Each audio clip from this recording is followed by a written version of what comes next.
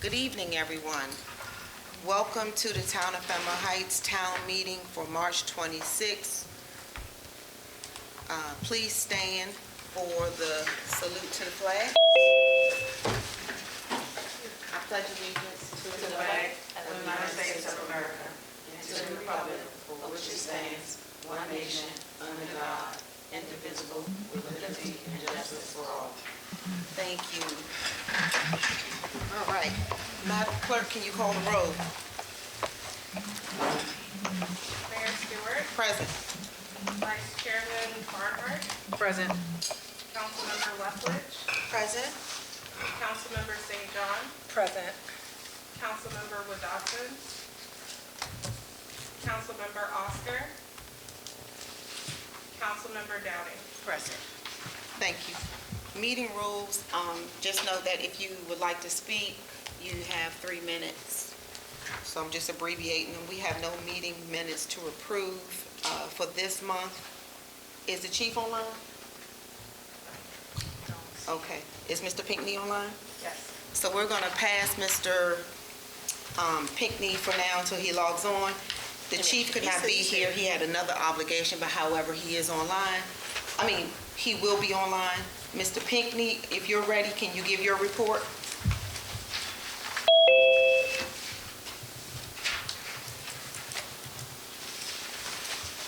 Mr. Pinckney, can you hear me?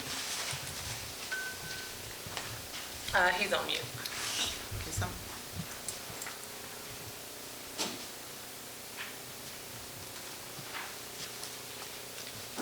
Can we unmute him? I think that the host, Ms. Russell, you can, right? Is he on mute? Not sure. I asked him on it. And someone is reporting that they can't hear anything. They can't hear us online. Oh, no, sorry. That's a general message. My hand turned on. Okay. So since Mr. Pinckney, wait till we get Mr. Pinckney, we'll go down to the agenda. And Mr. Rumi, she had to do depositions today in reference to the Vanderpool case and was not able to be here this evening. However, Vice Chair Barnhart will read her report. Good evening, everyone. This is Vice Chair Barnhart. I'm going to read the town manager's report, Doris Sarumi, and her report goes as follows. Administration reminded legit insurance renewal workshop fiscal year 2025 will be held on March 20th, 2024 from 9 a.m. to 2 p.m. at La Plata Town Hall, 305 Queen Street, La Plata, Maryland. This is the nearest location. I recommend that the town clerk and public works supervisor and one council member to attend. I am working with Ms. Russell to update the website. Much of the information is on the site is currently outdated. The capital grant application package for funding of the town hall renovations was submitted to the capital grant division. The bond grant was in the amount of $100,000. Update on the street light outage. Please keep me updated on any outages or lights with the purple glow. Economic community development, net zero housing incentive partnership. The net zero housing project consists of 7 housing units. Foundation construction for 6 net housing units located on 60th Place continue, and work will continue throughout March. Contractors started pouring footers for the foundation, which will be followed by installing the underground electric lines. The net zero housing to be built at 6117 Josh Street will mostly likely be built by a different modular company. HIP has worked with modular company working with the Prince George's County Blue Line Corridor. The report of the DOE project, Carl Berth, manager of the Tree Conservation and Conservation Landscaping Program, is working on the tree layout plans for the ravine. Due to a rapid approach of the deadline to use the funding, DOE was unable to present the landscaping plan of planting. DOE will provide a list that will include geolocated points. Phase 1 includes the ravine. If y'all haven't seen it, the ravine has plants, a lot of trees that have already been planted in the market circle. Phase 2 will include the town hall and will not start until late spring. The Green Team is seeking council approval to use the section of the 4.4 acres to design a plant community garden. The Chesapeake Bay Trust will grant up to $9,500 for the community garden. In addition, we would like to use this section to install two greenhouses. The greenhouses will be used to plant and harvest trees to sell back to the county and other consumers. Preparation for Black History Month. The Black History Month celebration was a success. Over the years, I have been collecting artifacts, documents that are now on display. The display will remain throughout the year. I thank the Edward Morris family, Councilmember Wood Dodson, former Mayor Waiters, and any others for their donation, and that hopefully someday will be placed in the town museum. Thanks to Gross and Casey Ron, planner liaison of the MNCPP, for providing printed materials, and Ms. Ron for her overview and her historic significance of the town. Reminder, important notice, the 2025 year town will be celebrating its 90th anniversary. This is a remarkable milestone. Please move forward now in creating the planning committee for this event. I recommend that the committee includes elected officials, citizens, staff, and other partners. Green Team meetings. The Community Development Team is on January 18th at 7:00 p.m. The Green Team will be meeting on March 28th, 2024 at 7 p.m. at the Town Hall. Other upcoming events: Earth Day, Monday, March 22nd, 2024. Earth Day theme 2024, a commitment to end the use of plastic for the sake of human and planetary health. And that's the end of Doris Sarumi report, the town manager. Thank you, Vice Chair. Is Mr. Pinckney online and available?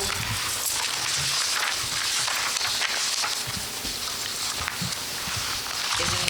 No, that's, he is looking like he's trying to get himself unmuted now. He was unmuted right before he started to get her report. All right. Is the chief online? There he goes, he's unmuted. Mr. Pinckney, please present your report.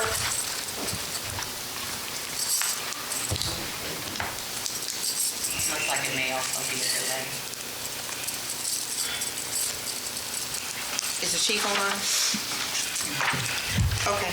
Susan, would you like to give your report? We're going to just move down the agenda for the sake of we're not wasting time this evening. Thank you, Susan. You're welcome.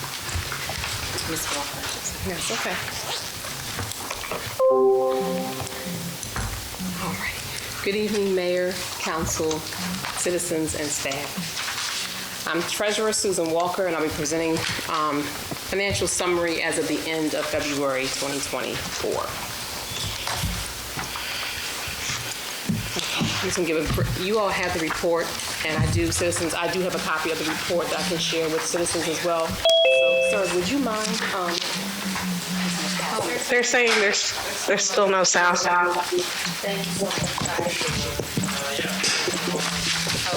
Let's pause for a second. Okay. While we work on the technical. Okay, we're good.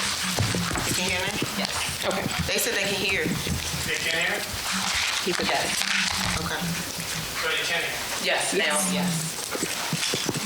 All right. Go ahead, Susan. All right. Thank you. Okay. So I'm reporting as of the end of February 29th,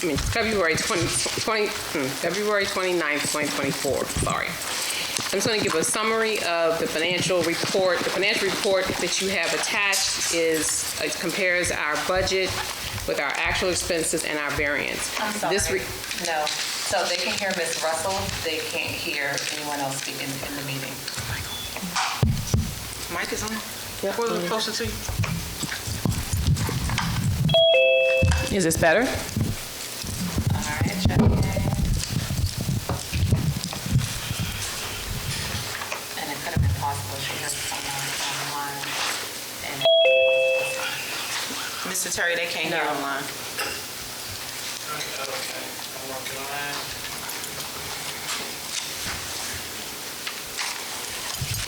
How are they able to hear Ms. Foster? For me. no, they didn't. She's saying only in class. But that's what I'm saying, maybe Good evening. possibly somebody online that they heard and didn't hear it. Can you say something to see if it? Hello. Testing. Testing. Can you hear? I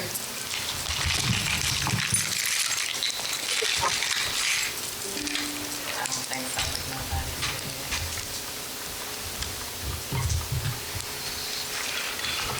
All right.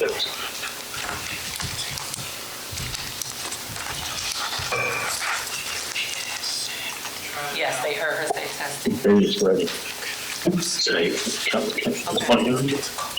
Can anybody hear me? Yes, we can hear you. Can you hear us? Okay. Yes. Say yes. Okay. Susan is going to give a report, and I'll come back to Mr. Pinckney and the chief. Excuse me? The treasurer is going to give her report, and then I'll come back to Mr. Pinckney and the chief. Okay. Thank you. Okay. So as I was sharing this report, I'm going to give a summary. The detailed report is attached. Mayor and council and citizens, I would ask that you hang on to this report because we're going to use this again next week. The mayor and council will be reviewing this in detail next week at the budget planning session, which is going to be an open session. So yes, ma'am, it's going to be open, and citizens, you are welcome to come and be a part of that session to listen in as they begin to make plans for 2025. So please hang on to this report. But I'm just going to summarize it tonight. So our revenue as of the end of April is $851,966. That includes revenue that we have received from property taxes, business licenses, operating taxes, income taxes, police aid, highway user, trash pickup, building hall rentals. So you'll see all the detail on the other sheet as far as where the revenue came from as of the end of February. Our expenses as of the end of February are $749,916. Those expenses are made up of our administration department, our public works department, legislative, which is the mayor and council, our police department.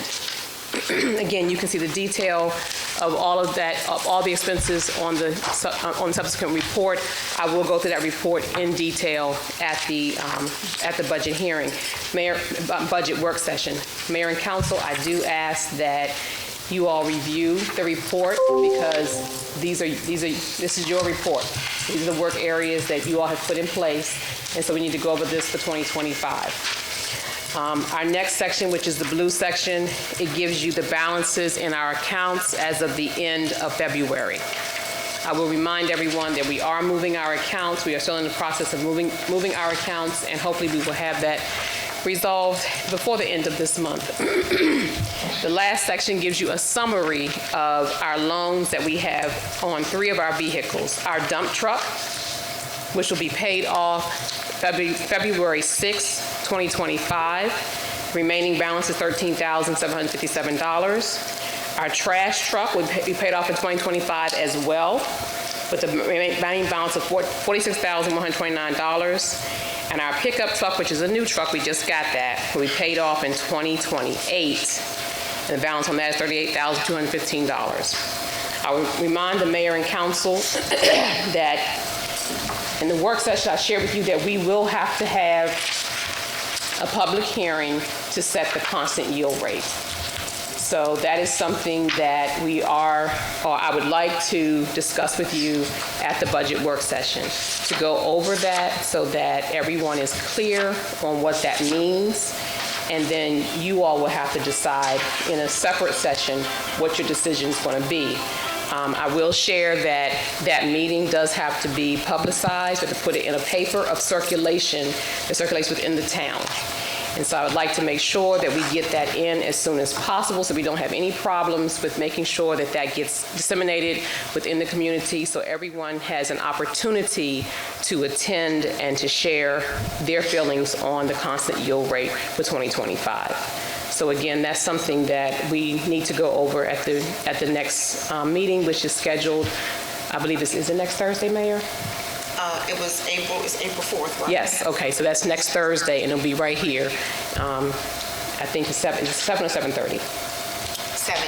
7, okay. And Mayor, that's it for me for tonight. Thank you very much. You're welcome. Does the council have any questions for the treasurer? Still for the sale. I do. Sound issue, you said? Councilwoman Downey, you have the floor. Oftentimes, people don't understand the budget. You give them the paperwork. So I talked to MML today, and what they suggested was that perhaps maybe an hour before, or maybe another day, that we can schedule something that we can explain not only how to read and get the best out of a budget, but also the constant yield. Is that what it's called?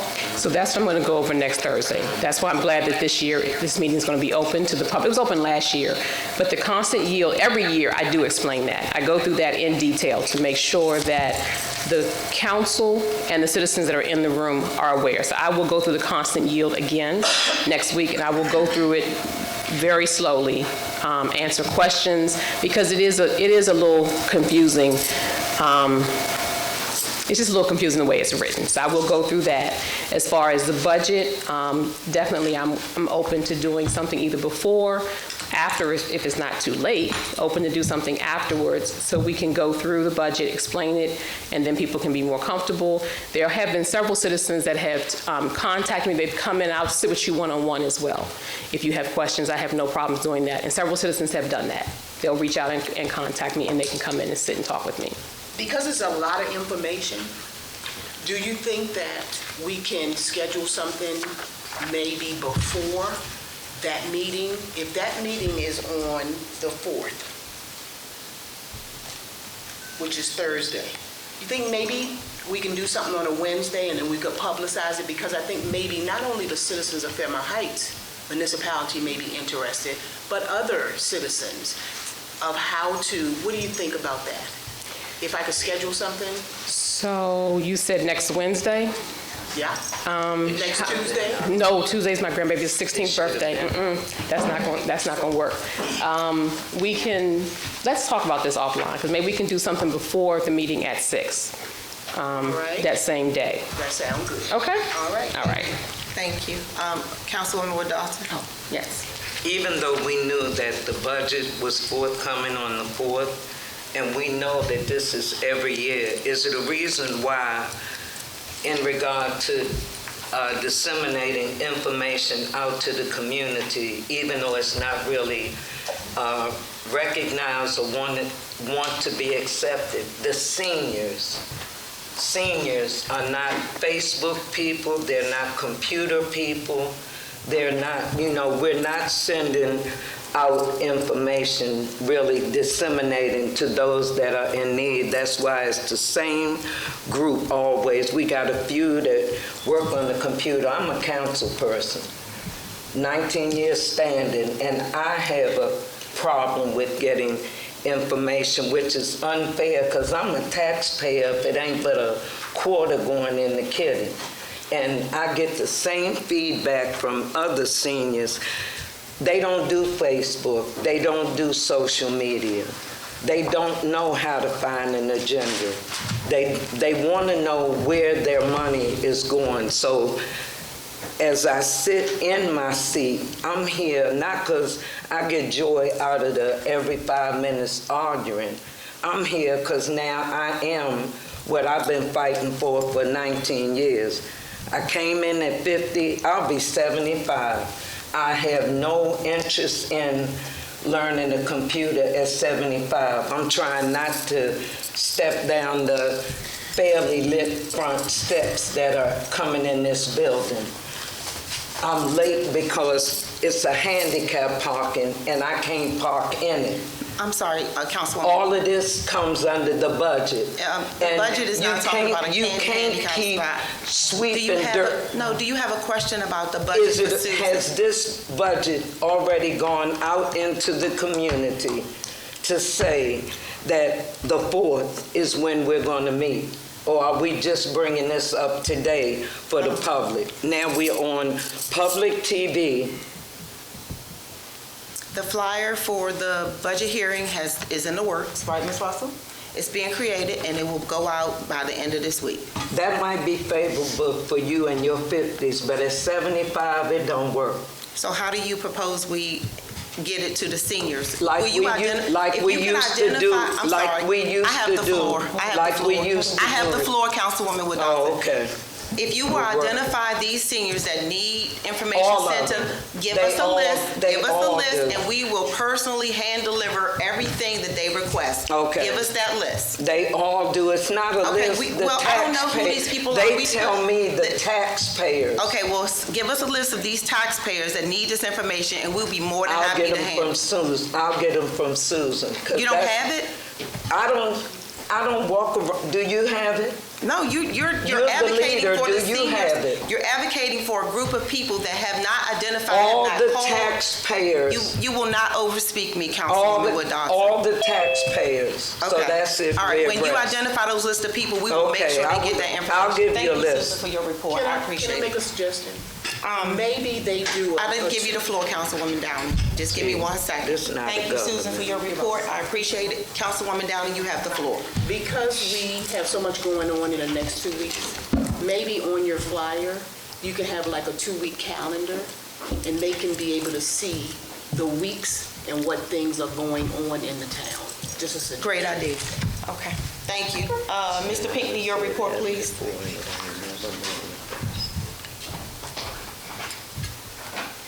How are you? I'm sorry we had technical problems earlier. Yeah, I was trying to do it online. I didn't feel that well, but I said I better come around. Thank you.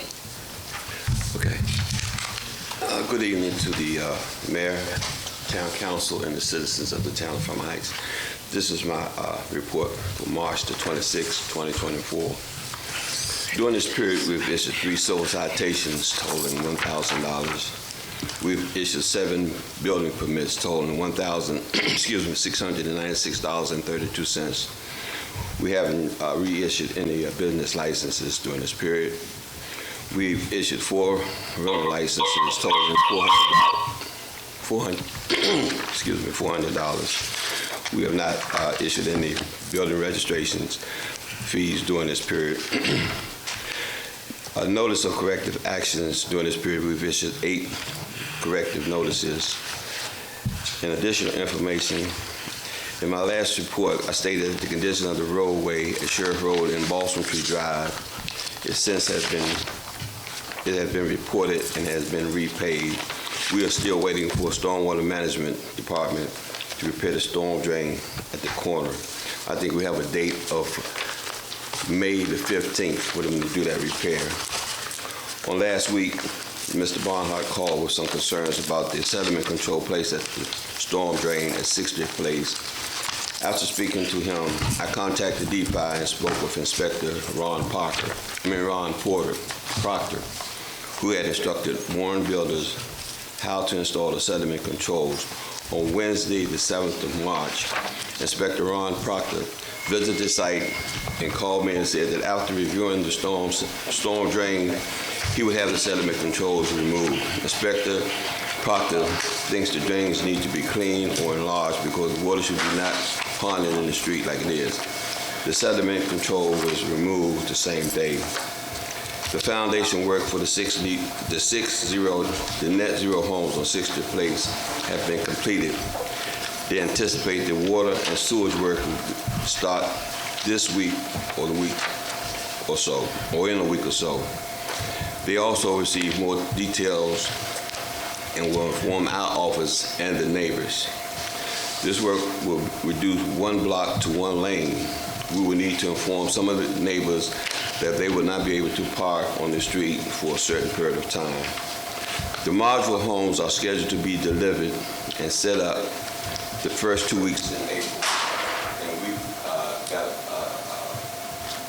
a letter from the other day, and the homes will be delivered on the 2nd of April. Originally, they wanted us to see if we could secure a place for them to stage the homes at the Fairmount Heights Park, but since then they changed their mind. They said the modular homes are scheduled to be delivered the first week in April, and it would be disruptive to the neighbors and result in a limited access to 60th Place. The homes will arrive on 80 feet flatbed trucks. And On Wednesday, March the 27th at 6 p.m., that's tomorrow, a virtual variance hearing will be held. The petitioner is Julio Cesar Ruiz Ortega of 5450 Addison Road. He is requesting the following: to renovate and extend his existing driveway, increase by 2 feet the height of his fence. One of my concerns is the 6-foot wood stockade fence on the alley side, 56 feet by 66 inches long, and the 4-foot section of the fence, 30 feet long. I think the 4-foot section of the fencing should be 40 feet long instead of 30 feet long, and the 6-foot section of fencing should be 46 feet, 66 inches long. I also think the quality of fencing that they are describing is of a low grade, and since the town is in the process of improving the adjacent walk path with a grant from PEPCO, the area for the park on K Street and Addison Road with new LED lights, plants, and impervious walking surfaces, I think the fencing material should be upgraded to reflect our outlook for this particular area. Our office has received several calls concerning the damaged road pavement at 5443 Addison Road. I submitted a work request to WSSC on 3/11/24, case number 333-7159. WSSC did a temporary road repair on February. Now the road has begun to sink. And also today, we looked into getting some tree repair work in the parking lot because some of the trees in the parking lot are dead and they are falling on some of our equipment. So Mr. Sterling came out today and gave us an assessment, and I think he's going to submit a proposal to cut those trees or to trim them.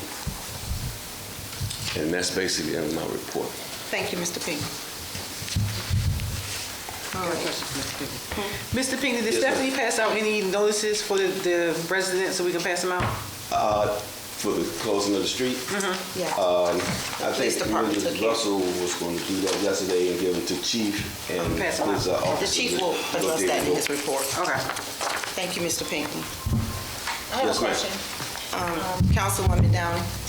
I've often wondered, as a rental property owner in the town of Fairmount Heights, I've often wondered why some people pay the county and not the town of Fairmount Heights for their rental licenses.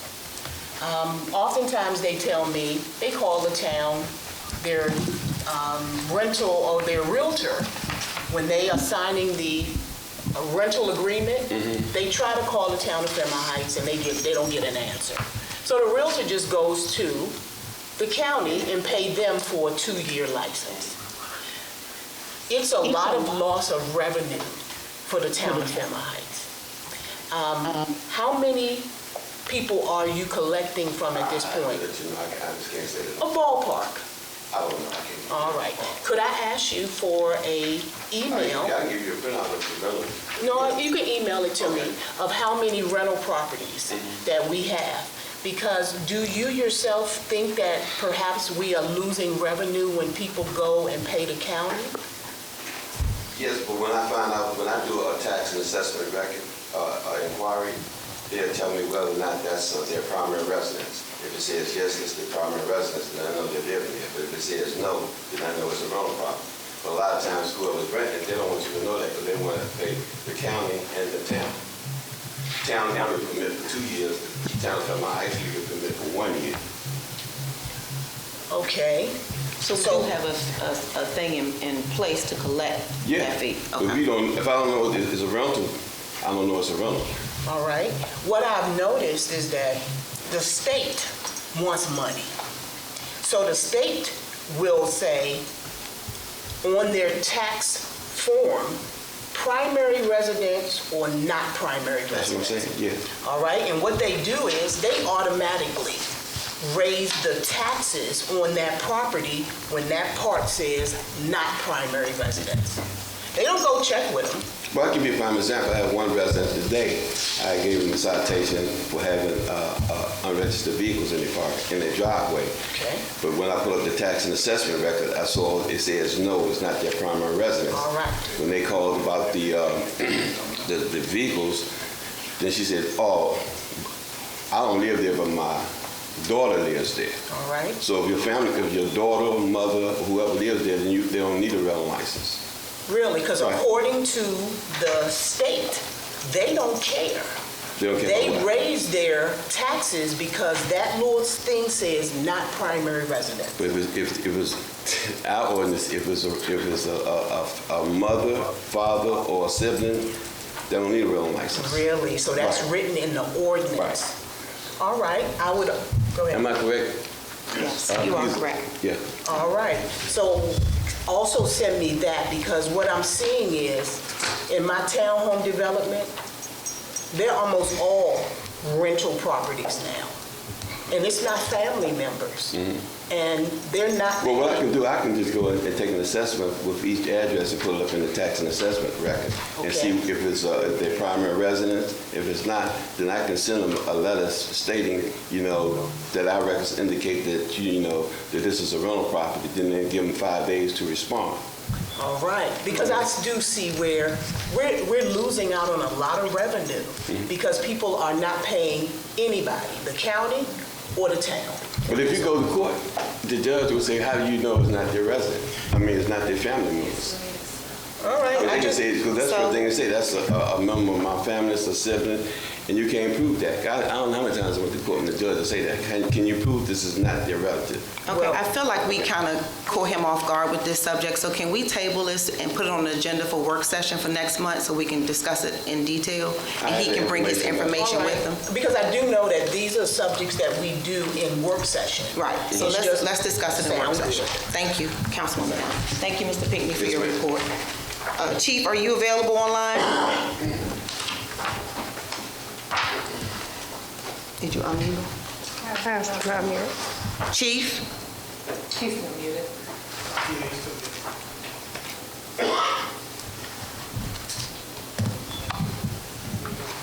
I'm here. Can everybody hear me? Yes.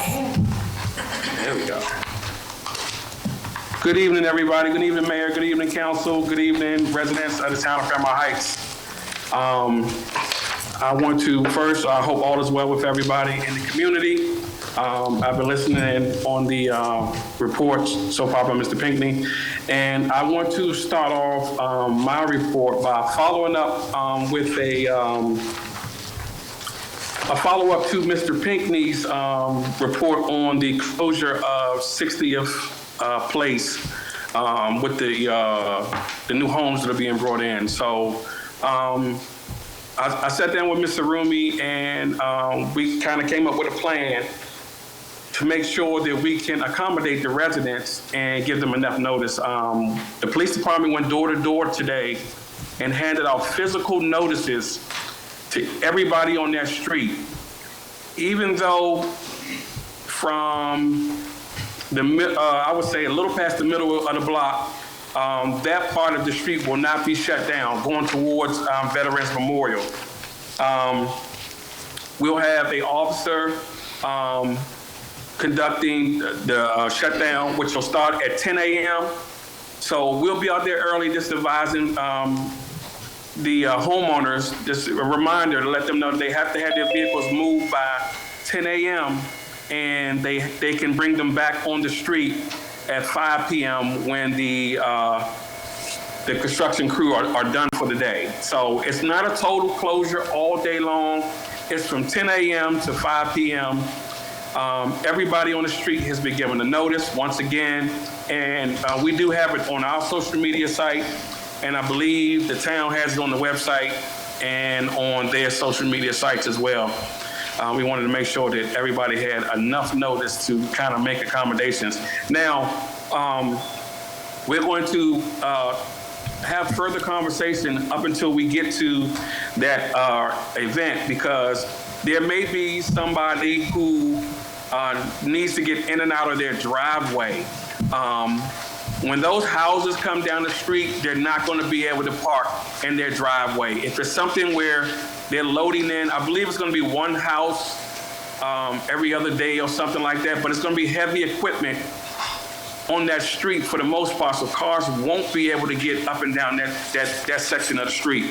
So we just want to make sure that everybody does know that. We'll be there to try to help accommodate a few people with getting back and forth. You can walk down the sidewalk on one side of the street, but not the other side. So,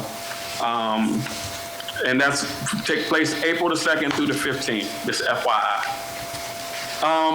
Also want to address some dumping concerns that we had in town that I've spoken with Mr. Pinckney as well, and we have identified somebody who was dumping some property. I think we kind of got it straightened out though, but we are asking residents to be, keep their antennas up and let us know of anybody you may see who is coming through the town and dumping trash or any other thing. It's not just a problem here, haven't been a problem here. I know that was one of the key things when I first became chief, that it was a huge dumping problem, and I think we kind of got a little grip on it.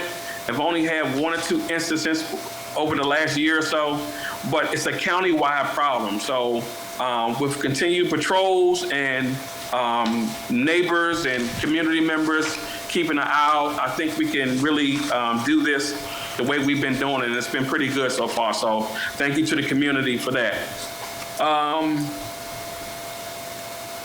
Also, one of the new policies, I've had the pleasure of having a great meeting with Ms. Walker, Ms. Sarumi, Ms. Russell, and other staff members when it comes to some new things that we're going to be putting in place as far as collecting payments from not just citizens, but people who may have violated parking rules here in the town or had their vehicle impounded. Nothing is written in stone yet, but we are leaning towards no longer accepting any cash payments from the police department and then overall at the town of Fairmount Heights for any type of violations or whatever. We are working on getting the credit card machine back to full service and taking certified checks and money orders. If it's up to me, I would prefer to be a cashless system, period. I just think that we have to evolve and get into the era where we don't have to deal with cash. It becomes a safety issue for having it in the building and making deposits and everything else. So we're trying to be proactive with getting rid of, I know that's the past practice and we've been doing that for the last 15 to 20 years, but I'm not comfortable with people coming in, paying cash, and it's here in the building and whatever the case may be. So we are leaning in that direction. We're gonna have a few more conversations about it and then put a policy in place where we are no longer, we'll put ample notice out to the community and on the websites and social media when this will take place, so everybody will have enough time to understand what we're doing and when we go live with that. I want to touch on 2 more things and then I'm done. Last week we had a shooting at the 5300 block of Sheriff Road, and it gained news coverage. And of course, the title comes out, 3 individuals shot in Fairmount Heights. And, you know, the phone rings, emails, text messages, and everything else. And, you know, now I need to find out what's going on and get a hold of it and find out what's going on. So it didn't happen in the town of Fairmount Heights, but, you know, it's linked to the town of Fairmount Heights because some people don't know that the incorporated part or where the line cuts off at or whatever the case may be. But we were able to get all the information that we needed. I was able to put out a statement to the community on our social media sites for anybody who follows us. And additionally, I sent out an email to the mayor and every council member in reference to the event. One question I do have in reference to that, council members, I know we on the last meeting, you guys were requesting incidents that happened in the town. I sent out an email. I want to make sure everybody got the emails that I sent out because I don't believe I got any responses when I sent out the statement. I got it. I acknowledge received. Okay, I just want to make sure. Moving on, so with that incident, it was 3 individuals shot. One individual was walking in the Citco gas station on the corner, Addison and Sheriff. 2 individuals were coming out, words exchanged. One went back to the car, one pulled a gun out on one side, another one pulled a gun on the other side. 2 were shot right there. They stayed right on the scene. The 3rd individual was shot, but went to Washington, D.C., and MPD led that investigation from him going to D.C. and being shot. All individuals are identified and charges are pending on the 2 shooters in the actual case itself. So that case is pretty much closed and solved for anybody who wants to know what happened. So, and last but not least, Officer Cargill made an arrest at the 24-hour market, formerly known as the Sheriff Road Carryout. Last Friday, it was a gentleman who came into the store a little bit early that day with a hammer and trying to beat the windows out of the hammer. He might have been a mental health patient or high on some type of narcotic of some type, but he responded for a call of service and got there, and the individual was already gone. He did the interview, got the information, and let them know if the individual comes back, just to call 911 and he'll be right back. Well, as he exits the market, the individual was coming across Eastern Avenue back from the District of Columbia. So let me stop right there real quick, because I had this conversation with Mr. Pinckney and somebody else. 90% of the people who frequent and this establishment are coming from the District of Columbia. Every morning we sit at the corner of that parking lot and watch how many DC tags come in, how many people are walking across from Sheriff, from Eastern, and everybody's coming from the District of Columbia. So these are the majority of the people. When we are having issues, they're coming from that DC side. In the midst of that, Officer Cargill encounters the guy coming across. He doesn't have the hammer at this time, but he's coming in a combative way where he starts swinging at Officer Cargill. He gets on the radio. He asks for some units to come his way. 2 county police officers were right up the street.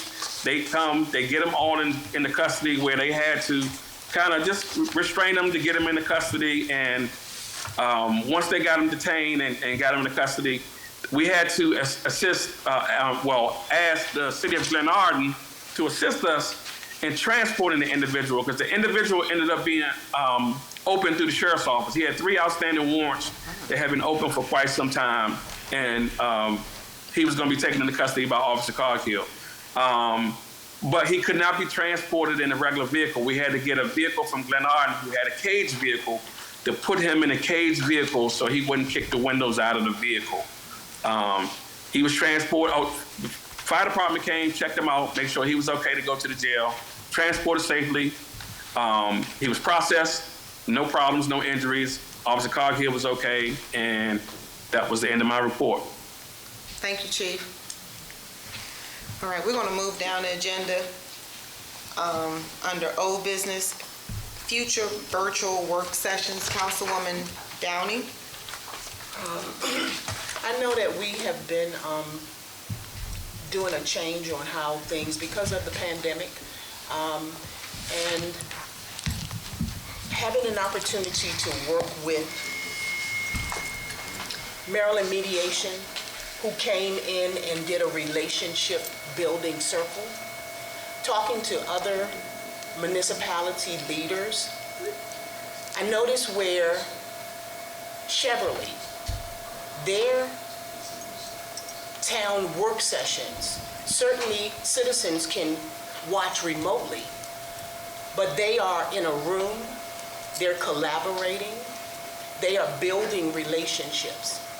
So I think we may have taken a vote at one point online. We did a poll. A poll? Well, the same thing happened with moving this town meeting to this day. you took a poll, she took a poll. And I'm not certain how this works with the Open Meetings Act, because the email said, go to this website and say whether or not you are in agreement to move the town meeting. When you go to the website, it says yes or no. It doesn't give how we voted. All I know is I see when the meeting has been changed. So that had to be a vote because the meeting was changed. So what I need someone to explain to me whether it is the officials at the Attorney General's office to say to me whether or not that is a vote. Because I asked to be put on the group text. Because I figured just like... We don't have a group text. When Mayor Martin was here, we had a group text. I tried that, and Councilwoman Wood Dodson said it was inappropriate, unprofessional, so we nixed it. All right, so I contacted the Attorney General's office, the representatives for the Open Meetings Act, and they said that that is indeed a violation. Of doing a poll? No, of having a text with all of us on it. Right. Because the citizens are not privy. That's why we don't have So one. instead of blaming her, I'm just telling you, while we were at MML was the way we were communicating so that we could all be at the same place when we needed to be there. Yes, but after that, we have no longer used a text but message. she's not the reason why you're not using a group text. But you asked a to be group on text the is group not text appropriate, message. that it is a violation. So instead of blaming her, I didn't blame her. I So said to what- her, what she you said it was should have unprofessional. to learn, for all of us to learn. I think that all of us would have learned, because if I'm not mistaken, It's at a class. If you went to the class, you'd find it out. all right, I attended Open because Meetings Act because class. we are I'm all certified learning. in it. Because we are all Email is learning. it. It's a And- government. All right, so because we're all learning, to be able to say, Councilwoman Downing, we don't have a group text because it is indeed a violation of the Open Meetings Act. Okay, I'll say that next time. Thank you for that correction. I think they know that now. Okay, So we do not when have we a do- group text message amongst the council because it is a violation of Open Meetings Act. We do not right. have one, just so we're clear on that record. So now talking about the town work sessions and having them remote. I make a motion that we vote, and all of us in front of the citizens. Present your motion to the council. I make a motion that we have work sessions present in the building so that the citizens can be Oh, part of. active and engaged. Is there a second? Second, All right, Madam Clerk, call a roll on the vote. that's the government. Mayor Stewart, No. Vice Chairman, I'll pay. Councilmember Leftwich, I'll pass.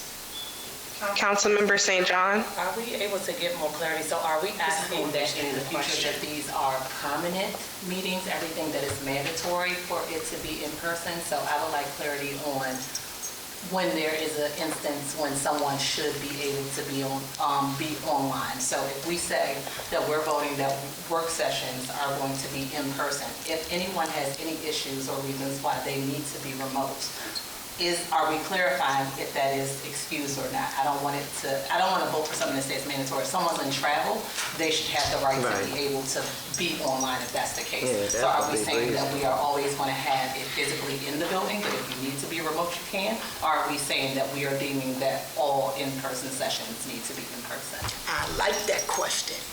And this is what we collaborate. So you're exactly right. This is how we talk about it, because what I'm saying is that, no, it's not like everybody has to be here. If you have a reason why you can't be present, but this building should be open. Last work session, my first work session back on the council, I'm standing out knocking on the door. I didn't know that it was remote. But the motion is that somebody in this council is present to have the meetings, the work sessions here. Does that answer your question? Yeah. All right. So then, but I do have a follow-up question on that. Not a problem. So then, with that being said, should we then have this more discussed in detail in a work session to still elaborate what excuses, like are there any rules to how many, is anybody going to be penalized for how many times they are, you know, in person versus virtual and things. I just feel like it should still kind of be worked out versus just saying a vote right now, and then there's still so many things to kind of work out in those instances when someone may not be present. I haven't given you the floor. My hand is up. I'm getting ready to give you the floor. I didn't say anything Councilwoman until now. Wood-Dotson, you have the floor. Okay, we have a charter, and if you go into the charter, like she's saying, and what is generally done in a government, this is a government.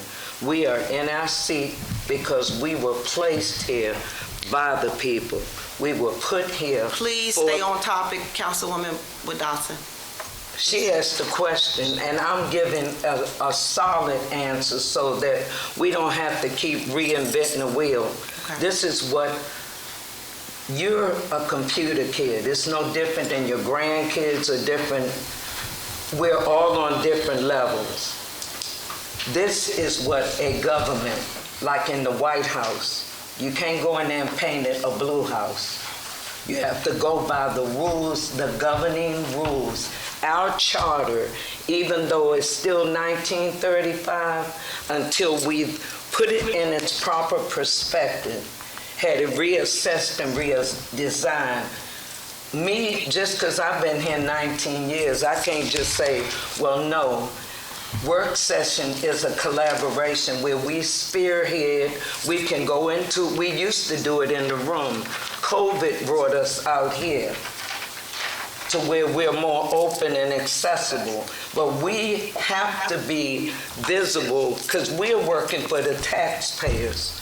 We're spending their dollars just sitting in here burning lights. So we're unfavorable to those. I mean, if we did an assessment of what's sitting in our... Councilwoman Wood-Dotson, please get on topic. Please get on topic. And keep in mind, times change. I'm sorry, Councilwoman Down, I did not give you the floor. Councilwoman Wood-Dotson, you still have the floor. All right. Just But if I could finish, because that's the key to why we're here. Everything is 2 minutes, 5 minutes. I just want you to stay on topic so then we're let me tracking. finish. Let me finish. Okay, you have the floor. Oh, okay. If I could stay on it, I'll be fine. You asked me a question and then I did not ask you a question. Well, she did, and I'm trying to be as brief as I can, but I keep getting interjections. I'm just trying to get you on track We have to go by the charter. The charter says you can miss 3 consecutive meetings. But they're not missing. No, what I'm saying, you're missing meetings. You are allowed meetings, but if everybody want to go virtual, it'll be, if she and I are the only 2, for an example, that want to be physical. Yeah, but they will be online. Yeah, and that's but okay. Okay, Council, but I'm saying, we're not going to have back and forth dialogue. we're favoring the citizens. To wrap it up, I just want the citizens to have access. That's what I'm saying. If you all choose to be and work it out, I see online where that's what other municipalities do.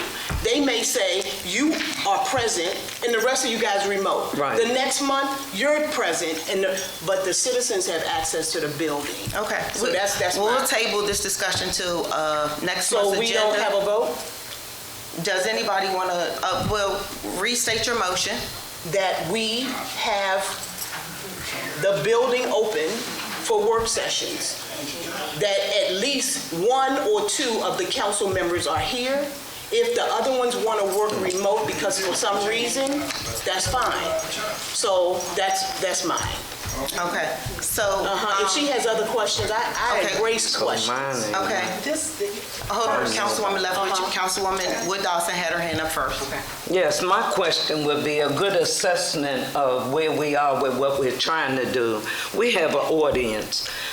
If you just excuse our employees and ask the citizens, I see at least 7. Ask how many of them are computer and always online.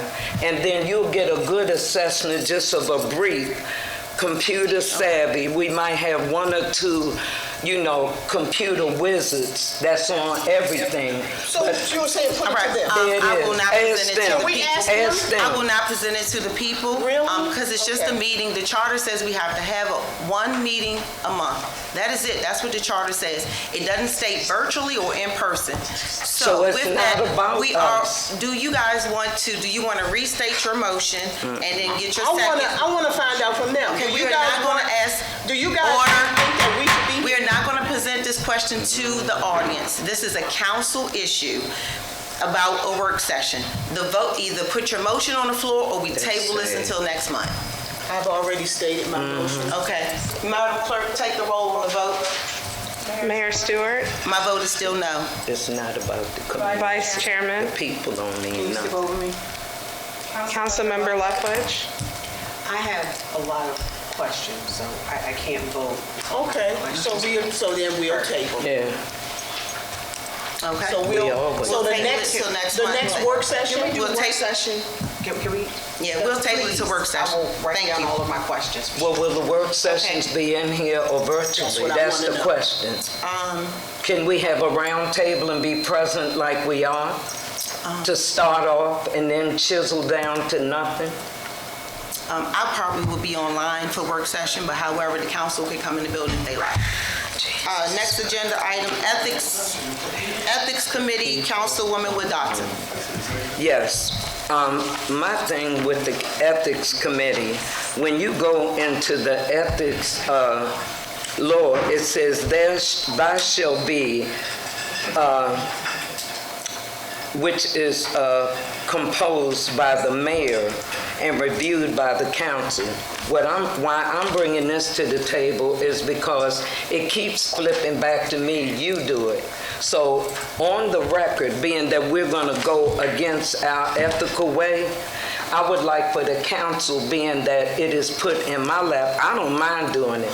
I can find 2 more ethic people that would be willing to come and work, because they don't understand the disarray we're in. So it would be, for me, feasible for an outsider to come in to really have the ability to do what need to be done, because it's not by the government. So ethics board is a covering, something that we haven't had in this building but maybe 5 years in my 19 years of being here, which would help make the feasibility and the accessibility and the fight for the people. That's why I'm here. That's the only reason I'm here. All right. So if it could be a motion made, Okay. I make a motion that, being the mayor has flipped back on me, the ethics board, you said you would like for me,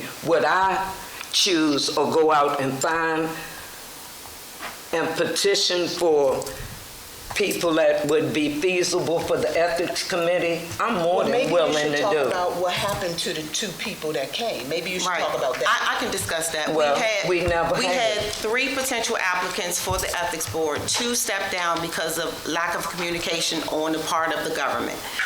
At the time when we were trying to establish this ethics board, we were not ready to establish it. Our policy documents, our charter, our employee handbook, everything is out of date and needs to be revised before we can, in theory, put an ethics board in place. Now, I've set up, Ms. Russell's working on a flyer where I'm going to reach out to the community and ask people to have their input on reviewing our policy documents so they can be updated. Creating an ethics board, while it is needed, I don't disagree, it is not a high priority for me at this moment because of our outdated policy documents. So we are working, trying to prioritize what needs to be done. I apologize to the applicants that put in for it, that we didn't communicate with you. I apologize to you. I apologize to everybody on this, but we were not ready to move on that. And we won't be ready until some of our policy documents are updated, because our employee handbook, it is so many gray areas. What are you going to be ethically making a decision on when you're always in the gray? You don't know what to, I guess, discuss, what can be voted on, what's the ethics violation, what's not. However, we do have Oh, I just created that. But we do have some ethics documents, but it all needs to be updated. So that's why I was standing down on this. Councilwoman Wood Dotson brought it to the council and said we need an ethics board, and I asked her to take the lead on it. And that's where we are with it. So, now, you're trying to put it back on me. No, I'm if not it's being putting put it back on me, if it's my responsibility, when I have the time to put that to the forefront, I will work diligently that's on not creating what I that ethics said. board. If you were listening, I said you flipped it to me again. I'm asking so that it will be on the record that you are asking me to do what was totally against Okay, Section I will 2. rescind that request to you, and I will take care of it when I'm ready, when we are on our policy. No, that's review. not, no. I cannot get to it before then. We cannot. But how can you say you're not getting to it before then when I am physically, just like you said, you just created this. Yep, I did do Until we sit down together. Right. Did you read the email? It says for your review so that we can discuss it. And it's a mess. Okay, well, so that's not what we're discussing. That's we're why discussing we the need ethics a board. work session. We wouldn't even get here spilling our vomit out. Okay. That's a work session. We had a work session and we couldn't even talk because everybody was talking over each other. But however, we will. Really? Okay, so I rescind. I'm just used to all this being done in that In the room. That's right. Nobody want to. Right. So we will work on creating an ethics board. We'll still have you on the board, sir, if that's okay with you. And we will move forward with creating it. But however, our policy documents have to reflect what we're going to be finding ethical or unethical. It's just that simple. All right. So was that all you had, Councilwoman Wood Dotson, on the ethics committee? Thank you. All right. Under new business, we have a program presentation from the Citizens Association.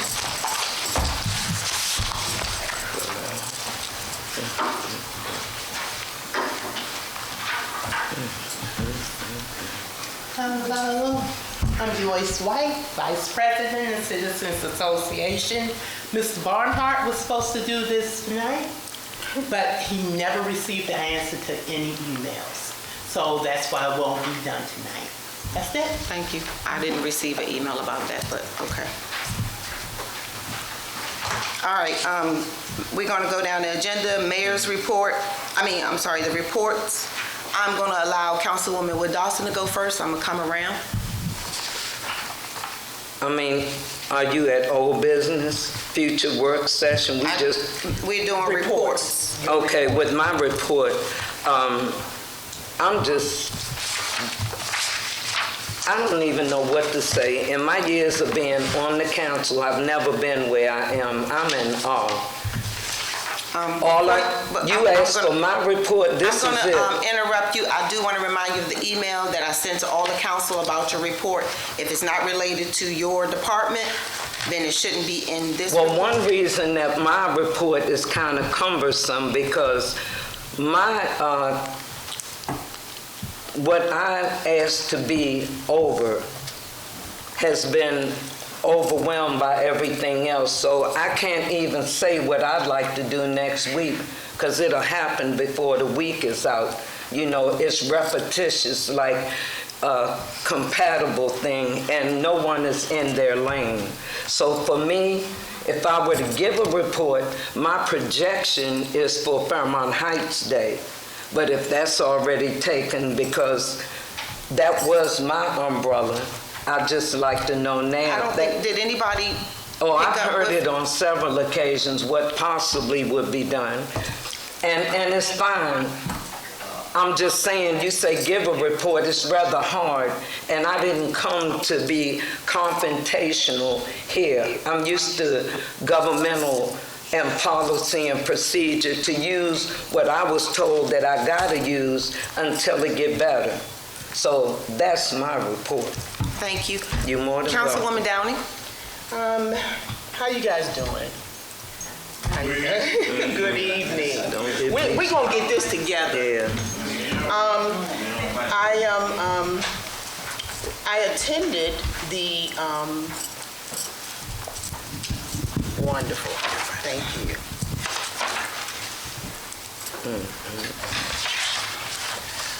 The Prince George's County Blue Line Corridor, they're having where they're putting a lot of money along the Blue Line Corridor, and they had something called a Civic Leadership Institute, where they're training citizens on how to bring people to meetings and engage them more. One of the things that we had to do in the training was to do what's called a capstone. So my team chose the wall that is right across from the Fairmount Heights playground, park. Right across from it, over in the Chapel Oaks area, there's a retainer wall. And what I was thinking was, that's not in Fairmount Heights, but it's facing Fairmount Heights, but it may give us an opportunity to use some of the art grant money that's being given in the county. Fortunately, I met with some of the officials in Prince George's County, and they liked it because it's collaborating with Chapel Oaks. So Chapel Oaks has a civic association, and one of the things that we found out was that apparently there's money that has been given to both Chapel Oaks and to Fairmount Heights for the art. It's called the Art and Humanities Commission. So that's one thing that I'm working on. I also, good Lord, I got nervous.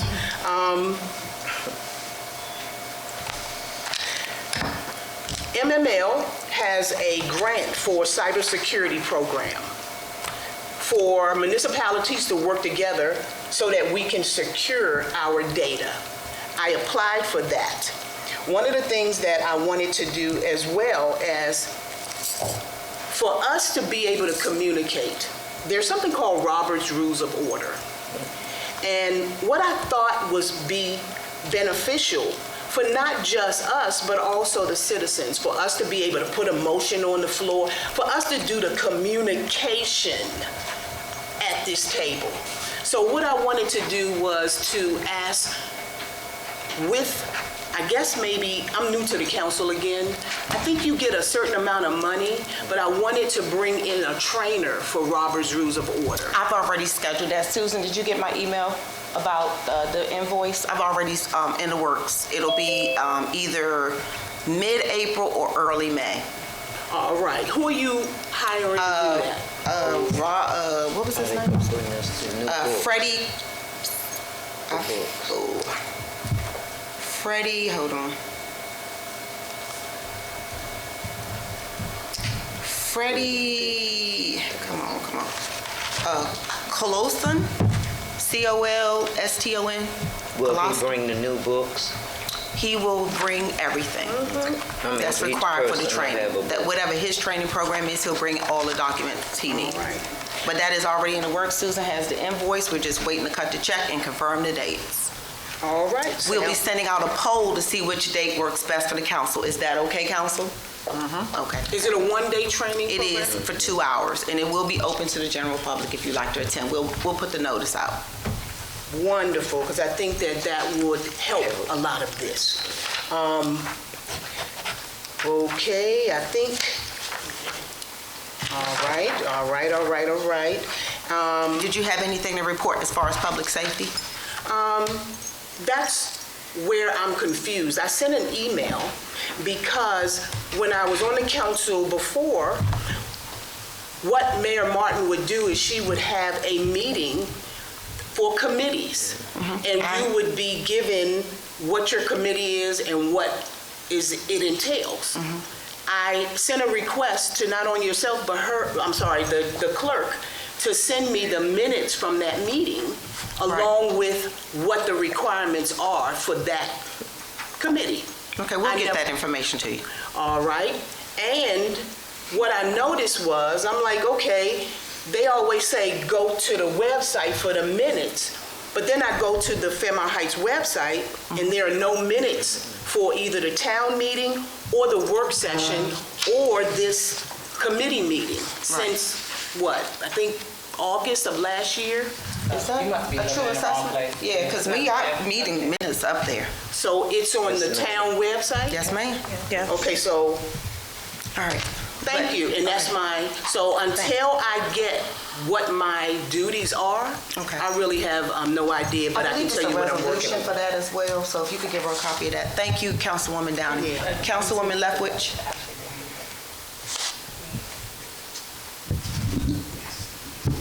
Okay, good evening, everyone. Can you hear me okay? Yes. All right. Okay, so I'm just going to be brief. I just want to talk about just a few things. So as mentioned in Ms. Sarumi's report, I did attend the Black History Month celebration, and the event was well attended, and the presenters gave a lively recount of our history as a town, so it was very, very interesting, and in Maryland as a whole. And secondly, the town of Capitol Heights, which I mentioned in a different report, actually gave us a date to collaborate with them on their food giveaway, and it will actually be the fourth Sunday of each month, beginning on April 28th at 3 p.m.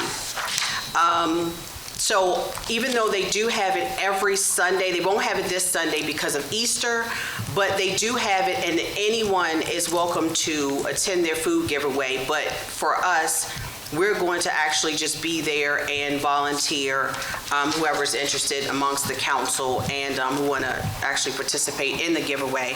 Our actual date is starting on the 28th. And it's also, just to make a point, it's strongly encouraged that people who do want to participate get there at least an hour early, because the line is pretty long, and right now there are like 70 to 80 people that are served each Sunday at that location. The food is actually from Whole Foods and I can't think of the other place. There are two different Trader Joe's, yes, that's the other grocery store. Thank you, council member. Yes, so it's a pretty good, well-ran operation. And lastly, I'm busy with the team, the Economic Development Green Team Forum.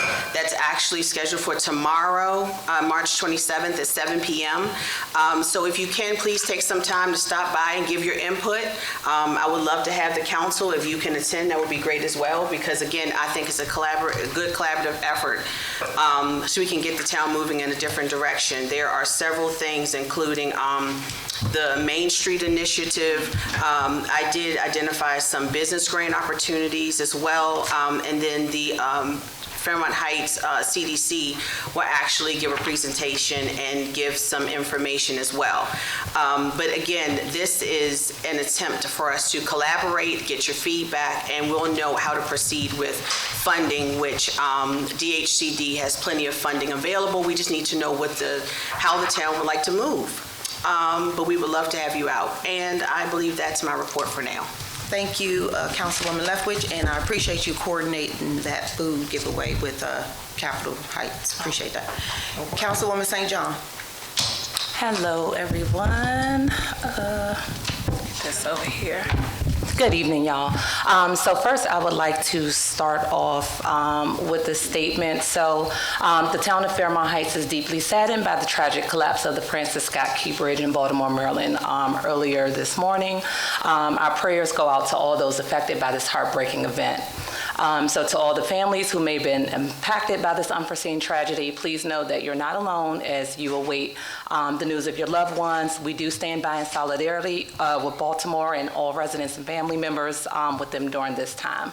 Much gratitude is also appreciated to everyone, the local leaders, our first responders, and emergency personnel who swiftly and selflessly led the rescue efforts for all of the people that were in the water.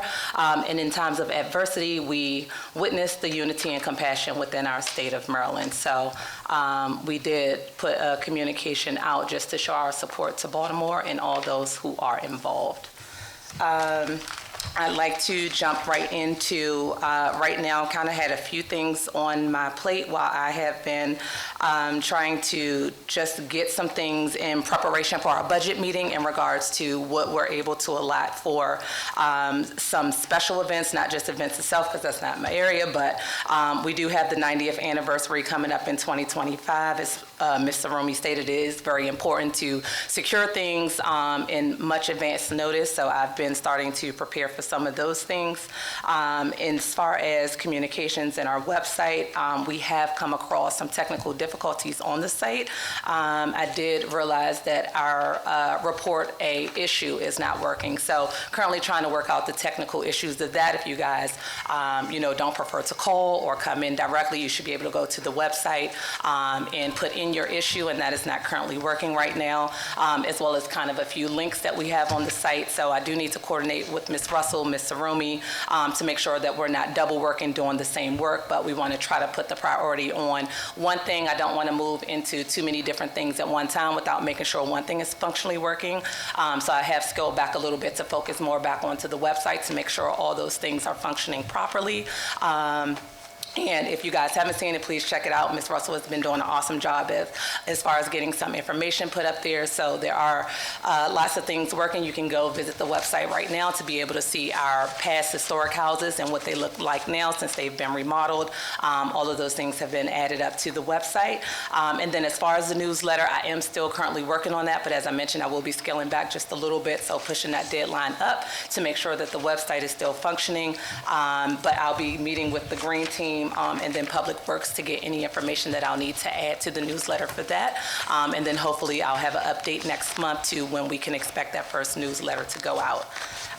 For the month of April, once the weather gets a little bit better, to Councilwood Dotson's point, we do want to send out flyers, but we don't want to waste paper. We don't want to have extra expenses, so we want to make sure that flyers are going out to people that actually truly really need it. The newsletter document is something that we want to have all different ways. We want to be able to send that via email.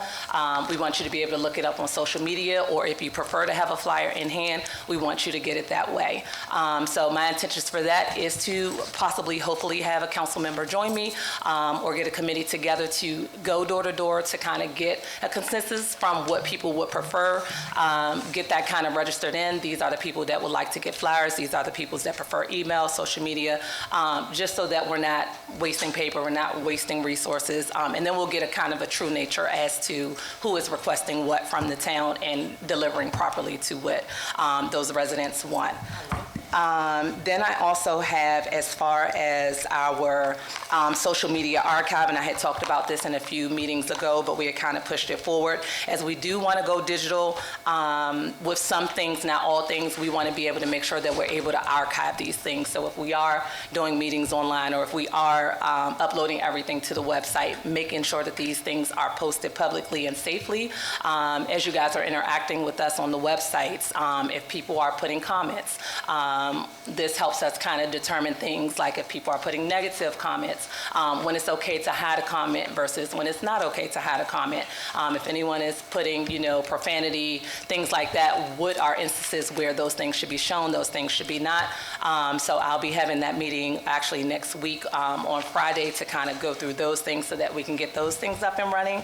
And then lastly, I wanted to announce our PGCMA. So when I came on the council and they did attendance, I don't remember the number exactly, but I think it had been like a year since anyone had attended. So, and not to steal your thunder in case that's going to be in your report, but the mayor and I have been attending all of the PGCMAs, and we have consecutively been able to go to 6 consecutive meetings. So the town of Fairmount Heights has been showing up at those meetings, and hopefully we can continue to do so. And that will conclude my report. Thank you, Councilwoman Leftwich. John. Say John. Yes. Vice Chair Barnhart. I attended the Public Works Department and Parks and Recreation Association meeting March 15th. It was actually hosted at Mount Airy Town Hall in Mount Airy, Maryland. So they did a Zoom call as well, so we can, whoever wasn't able to go there to attend, they would attend online through Zoom. A couple of things they talk about, which is brief and short. Bills that has been passed for the recreation communication boards, trails, and emergency action plans. Also for the Parks and Recreation, the MML Summers Conference, they spoke on that. Municipal staff, they will be Tuesday, 6/25. 24th, they will be geared toward the municipal staff and will be like $150 day per staff members. They're doing outreach committees as well. They are doing league priority bills, SB 14. They authorized tourist zones, so they're doing tourist zones. And they have other House bills as far as playground accessibility, playground resurfacing, and other roundtable conversation that will be being hosted in the near future. It was something that was very informational, but I think Parks and Recs own our parks in our area, as far as both the Fairmount Heights Park and the other park that's over there by the townhomes. So I actually sent Councilmember Leftwich an email concerning the other park over there by the townhouses in our park, along with the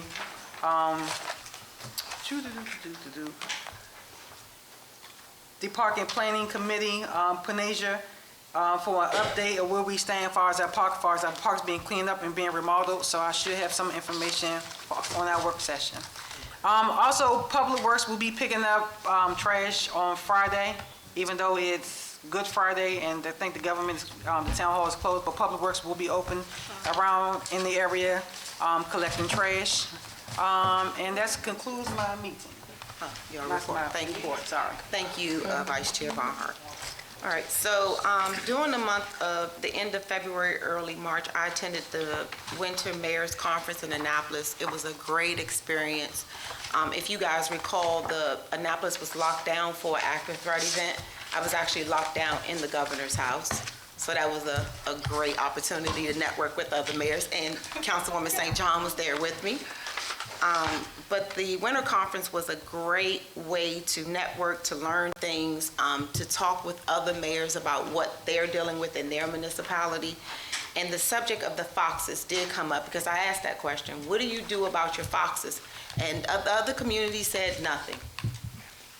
They're not putting out traps, they're not anything. So, but we will be putting out traps, but however, we will not have our Public Works Department. If we do trap a fox, we will not have our Public Works Department disposing of the animals. We will call animal control. We did create a flyer. Did everybody get that flyer? Very good information. Thank you, Ms. Russell. I created some new council rules for this particular council. I forwarded to the council. We will discuss it in length at our work session next month, but I've given it to them a month ahead of time for them to review and to have all their comments, questions, and concerns, so we'll be ready for that meeting. Ms. Russell is in the process of creating a flyer to go out to the community to get assistance for updating our outdated policy documents, so be looking out for that. And the 90th anniversary, we will create a flyer because we will need a working group to help with planning that. And that concludes my report. The next thing is citizens' participation. I saw your hand first, and then I'll go to Mr. Morris. You have to come up here, state your name for the record.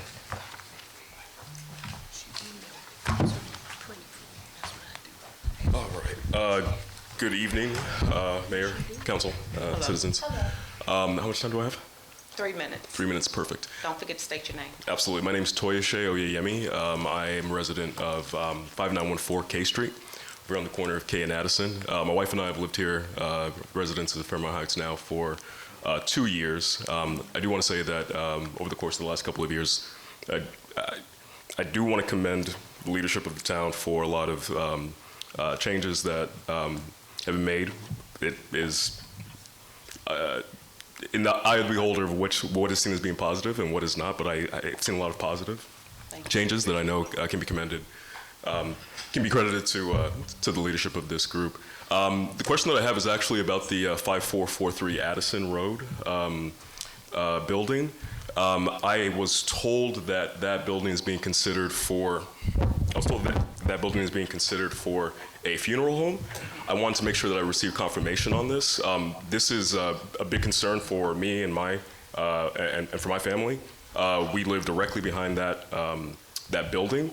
It would be an absolute terrible use of that building, especially given the fact that it's one of, at least from my perspective, one of the few available commercial buildings in the town. It seems like there would be many better uses for that. I'm a little bit concerned about the fact that I hadn't heard about this until a couple of weeks ago, and that I don't know what the process was for public input or public comment.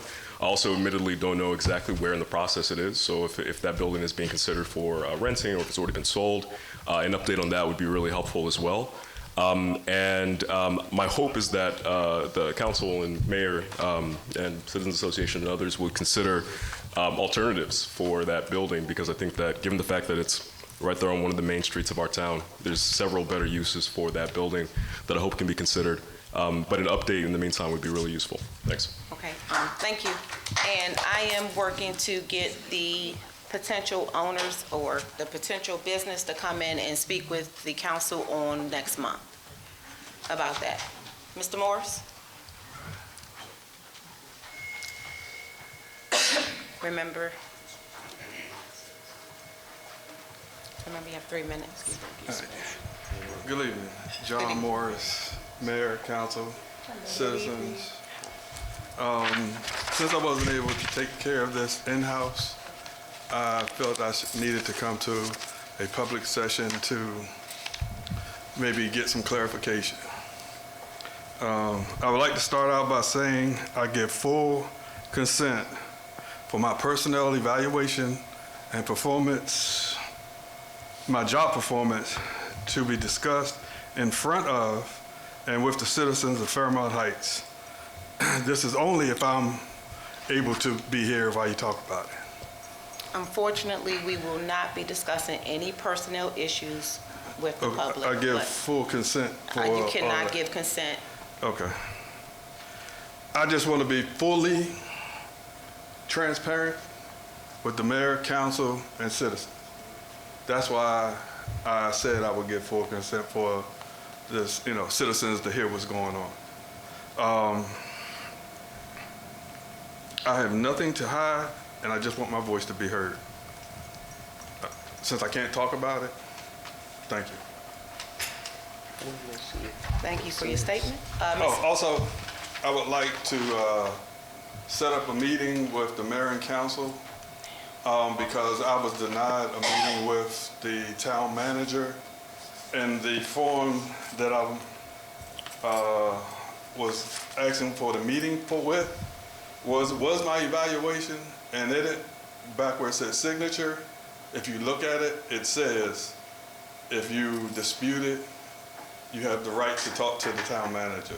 And it clearly states it here. I'm sorry, did you put that request in writing or did you verbally ask? Because I didn't see an email. Well, you may want to talk to Chief Moore. All right, I'm just making sure. I'll just hold that up. Back here where it says signature, there's boxes that you can check. Whether you agree with it, if you disagree with it, you can meet with the town manager. With this and my comments or rebuttal to this, I sent back to the chief because the way I got my evaluation was this was put in the yellow envelope stuck on my desk. When I came back from my days off, I looked in the envelope, this was in there. So I reviewed it, made my comment, gave it back to the chief. I don't know why it wasn't forwarded to the town manager. But okay. All right, so if you put that request in writing, you have my email address. Email me and anybody else. I had emailed a couple of council members. I didn't get wait a minute. I had emailed a couple of council members just to say that I wanted to meet with you. But I found out from when I sent it from my phone, I sent it to somebody else and I said, hey, see if you got my email. They had to go into their junk file to get that email. Oh.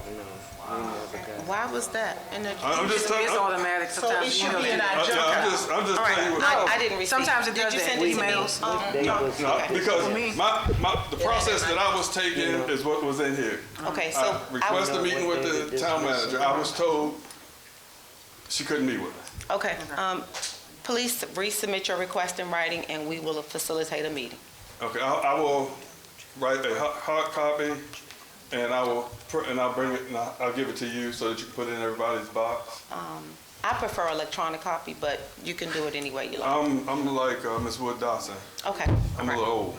Yep. I'm not big on the computers. Okay. All right. Thank you. Question. I have a question. Wait a minute. You can't answer for your questions. This is a citizen's participation at this time, and I have other citizens that would like to participate. No problem. So are you finished? Right now, you're a citizen, you're not an employee, right? I'm finished with this since I can't talk in front of the citizens about my concerns and complaints. I'm finished, and since I can't answer you, Ms. Wood Dawson, if we could take a sidebar and talk about it. Okay, but I would like to, I have a question, Mayor Stewart. Being that we can't discuss this publicly, is it a way a meeting can be set? Because as a council member, I should have some form of waywardness knowing the date of dismissal and why. Okay. I will work on scheduling that after the, we have before the April 4th meeting. I will set a date to have a closed session. I will work on that. Okay, because I'm sure you got my email. I'll be gone from the 28th until the 1st. Okay, So what I'm asking is, he didn't leave yesterday. My question is why I sent, and it is email, why Councilwoman Wood Dawson, we're not going to discuss the personnel actions of an open meeting. Also. So we're going to table it. I'm sorry, Officer Morris. I just want to know how am I going to be notified? Okay, there's order. We have to be in order. I will address you, Councilwoman Wood Dawson, in the email. I'll schedule a closed session for everybody. Sir, I saw your hand next. Can you come up, please? Oh, I'm sorry, Ms. Capers. You're after him, okay? My apologies. Okay.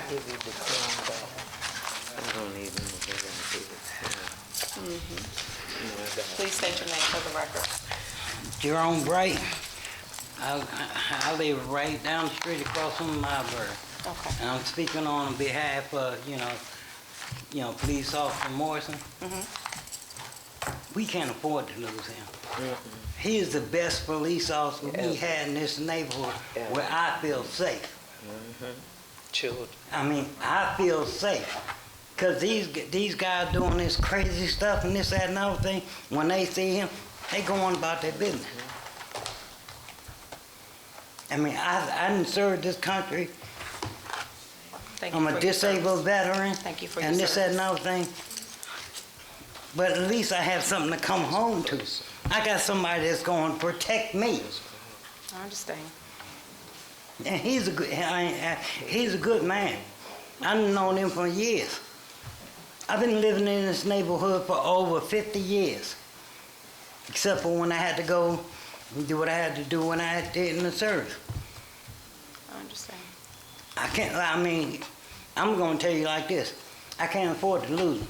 Because when he's not here, that's when all kinds of stuff happens.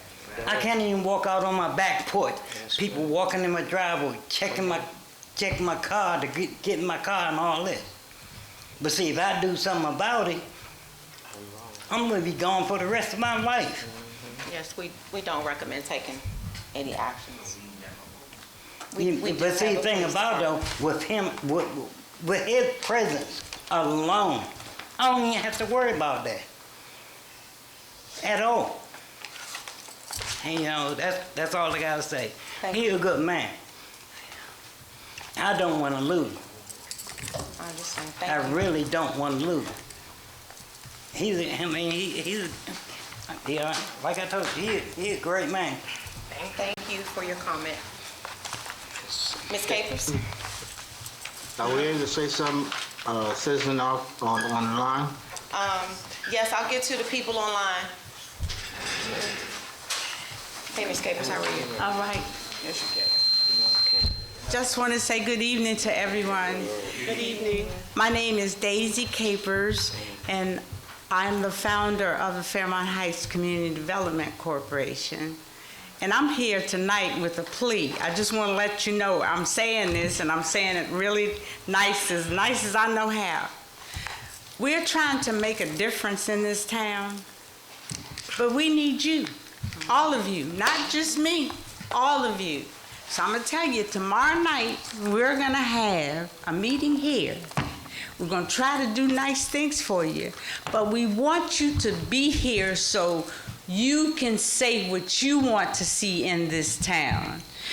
The Fairmount Heights Community Development has been given some funds, and I want to remind the council, we do have some funding for some of your alleys. We have some other funding we want to give to the town, and we have the capability to get as much funding as we can, but we need you.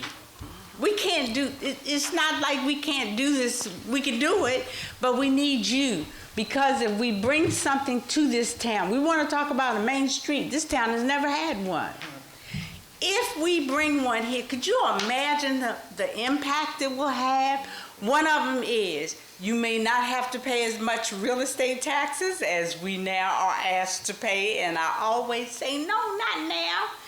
We can look at how just having a main street can impact our town. We will have more taxes because if we do multi dwellings here, I'm not gonna talk about it. But anyway, I want you to come. I want you to hear the idea, and I want you to buy into it because I want you to sell it for me. You understand? I want you to have the same feeling about this town because the change can come.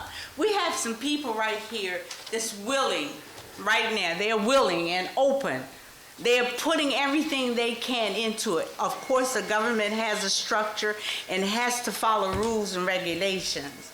But a government, I will say this over and over again, is for the people, by the people, and of the people. And guess what? You are the people. Thank you. Thank you, Ms. Capers, and I will be in attendance tomorrow. It was Mr. Glover and then Mr. Up. 7.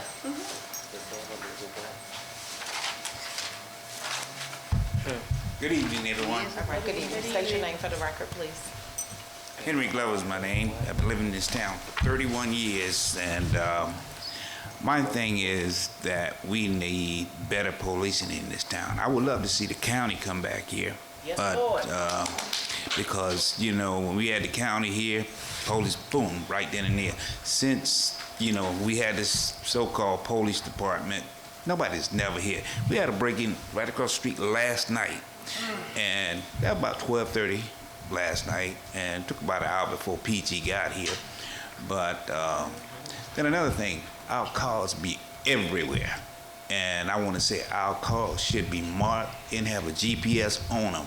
If y'all want to keep contact where they at or what are they doing, put GPSs on them.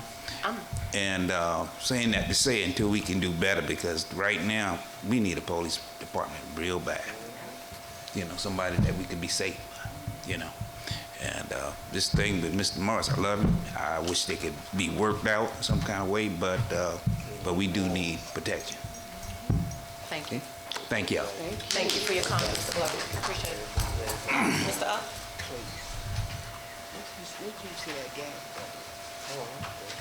I got my invitation. I will be. Okay.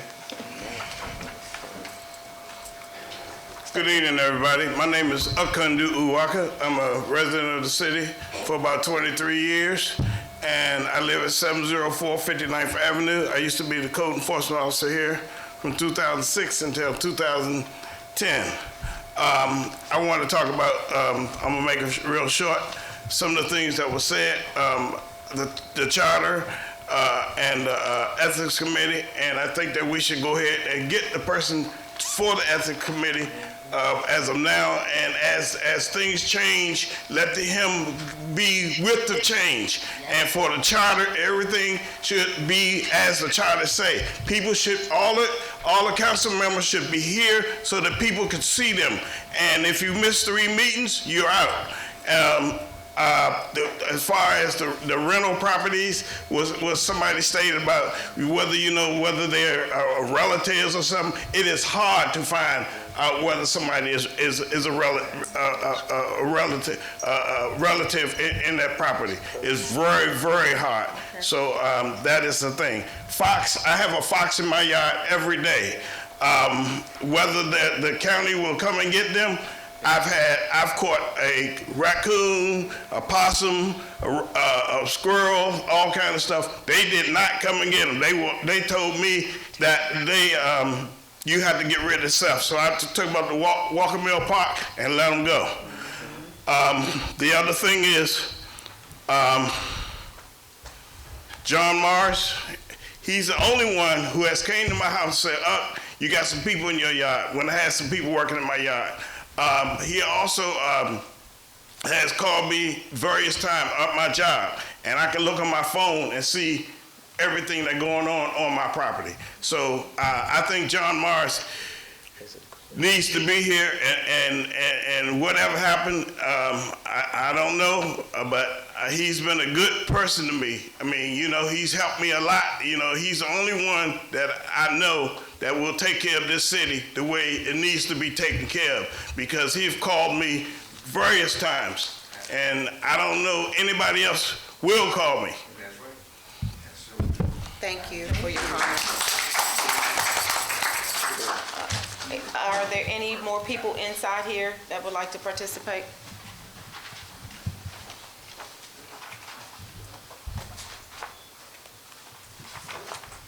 Hello, how are you? State your name for the record, please. Hewlin Mizell, lifetime resident. I came because I heard Mr. Morris being removed from the police department.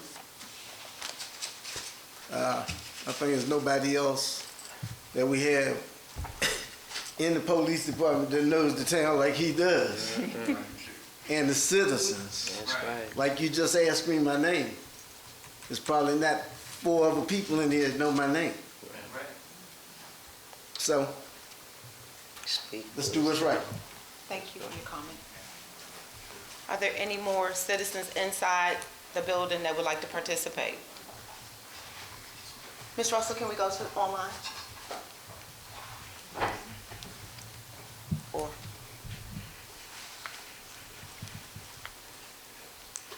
Do we have anybody? I know Napoleon. Is there If you could anybody unmute online your that would mic. like to participate?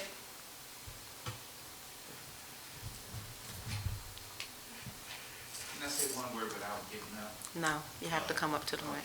Hello? Hello, is that somebody that would like to participate online? Yes, it is. Okay. Can you hear me? Yes, state your name for the record, please. My name is Bernard Mincy. I'm at 903 60th Avenue. Hello, how are you? And how is everybody this evening? We're all right. Thanks for asking. Your voice. Okay. I'm just here to speak on Sergeant Moore's behalf to say that the people in the town respect Sergeant Morris, and he cares about our community, and we care about him. Now, I was always taught, if you see a good fight, get in. I'm in this fight to keep him, to bring him back. And as far as your comment about the foxes, everybody, the foxes only bite people like when they have young foxes out. What about my small dog? They only bite when they got rabies. And they have rabies, but they be defending their young. Okay. They got babies so it's like. Who is that talking? Yeah. It's through his audio.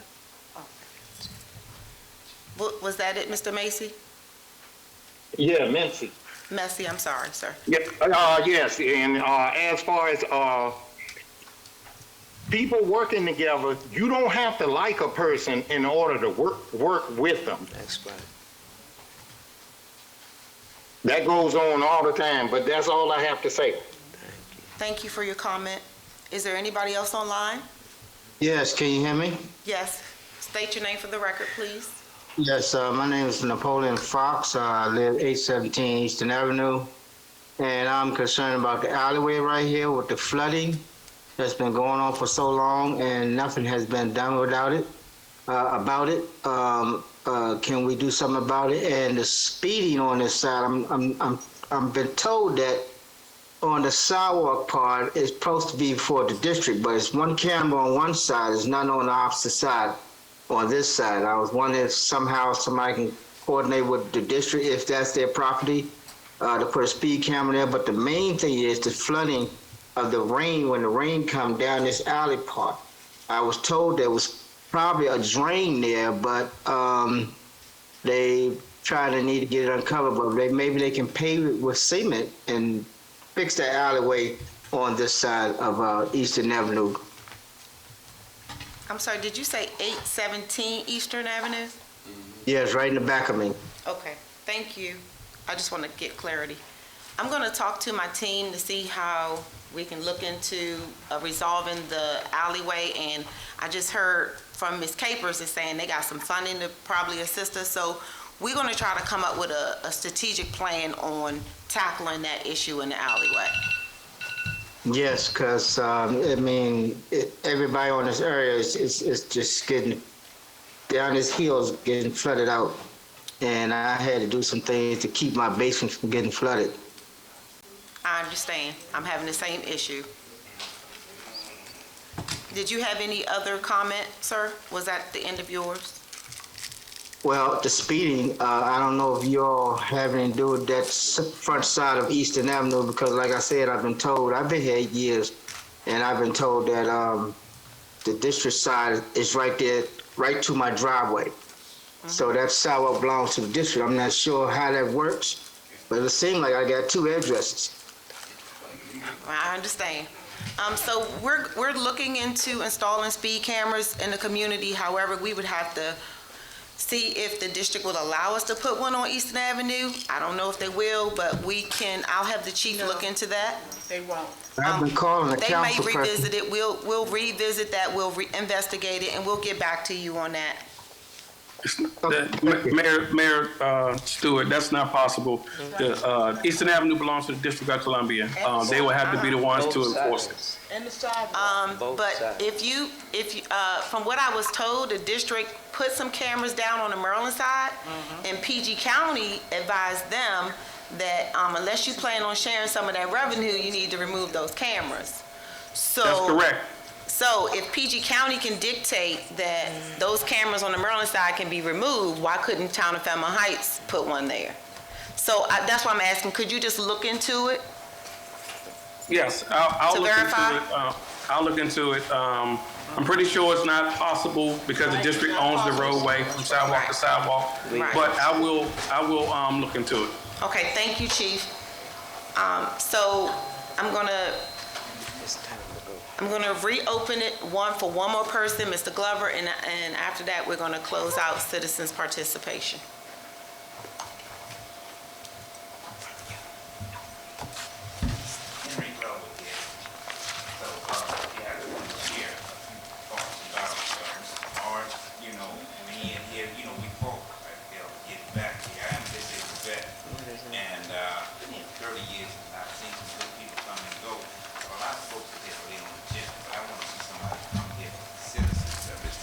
And to protect us, and this, like you said, when you call for help, or either you might get a smart mouth police, so-called police, but anyway, I want to get some good policing back. I would love to see Morrissey back. I don't know what happened, but I hope we can get this thing resolved.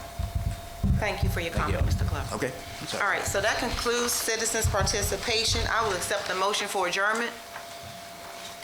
I will accept the motion to adjourn this meeting March 26, 2024. Can I get a second? All in favor? Aye. Aye.